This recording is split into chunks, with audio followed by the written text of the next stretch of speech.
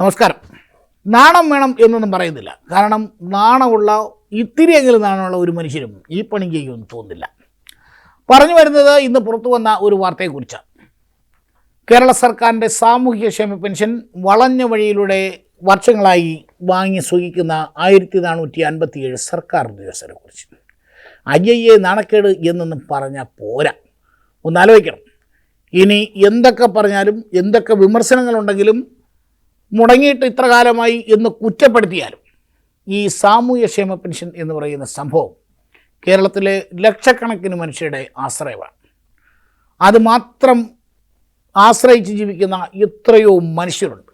നമുക്കറിയാം, ഒരു മാസം ഒന്ന് പെൻഷൻ മുടങ്ങിയാൽ അതിൻ്റെ പേരിൽ നെട്ടോട്ടമോടുന്ന, ഇനി എന്ത് ചെയ്യണമെന്നറിയാത്ത, മരുന്ന് മേടിക്കാൻ നിവൃത്തിയില്ലാത്ത, ആഹാരം കഴിക്കാൻ വഴിയില്ലാത്ത എത്രയോ മനുഷ്യരാണ് നമുക്ക് ചുറ്റുമുള്ളത്. KSRTCയുടെ കാര്യം നമുക്കറിയാം. ഓരോ മാസവും ഓരോ ദിവസവും പെൻഷൻ മുടങ്ങുന്ന കഥകളാണ് പുറത്തു വരുന്നത്. അത്രയേറെ മനുഷ്യർ ആശ്രയിക്കുന്ന പെൻഷനെയാണ് വളഞ്ഞ വഴിയിലൂടെ ചിലർ നേടിയെടുത്ത് സുഖിച്ച് ജീവിക്കുന്നത്. എത്ര കാലമായി ഇവർ ഈ പണി തുടങ്ങിയിട്ടെന്ന് അറിയില്ല. അത് വീണ്ടും അന്വേഷിക്കണമെന്നാണ് സർക്കാർ പറയുന്നത്. ഏതായാലും 1457 പേർ.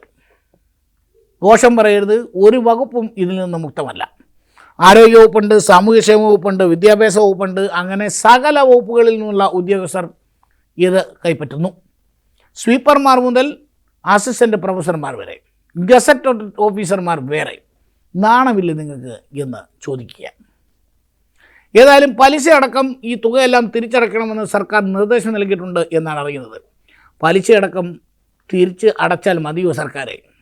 ഇവരാരൊക്കെയാണെന്ന് പുറത്ത് വരുത്തി, അല്ലെങ്കിൽ ഇവരാരൊക്കെയാണെന്ന് കണ്ടെത്തി അവരെ മാതൃകാപരമായി അവർക്കെതിരെ നടപടിയെടുക്കണം എന്നാണ് പറയാനുള്ളത്. കാരണം നമുക്കറിയാം, കാശില്ലാതെ നെട്ടോട്ടം ഓടുന്ന ഒരു സർക്കാരാണ്.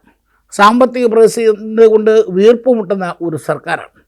വയനാട് ദുരിതബാധിതരെ എങ്ങനെ സഹായിക്കണമെന്നറിയാതെ മേൽപോട്ട് നോക്കി നിൽക്കുന്ന ഒരു സർക്കാരാണ്. അങ്ങനെ നട്ടം തിരിയുന്ന ഒരു സർക്കാരിനോട്, ആ സർക്കാരിൻ്റെ ഭാഗമായിരുന്നുകൊണ്ടാണ് ഈ ഉദ്യോഗസ്ഥർ ഇതെല്ലാം കാണിക്കുന്നത്.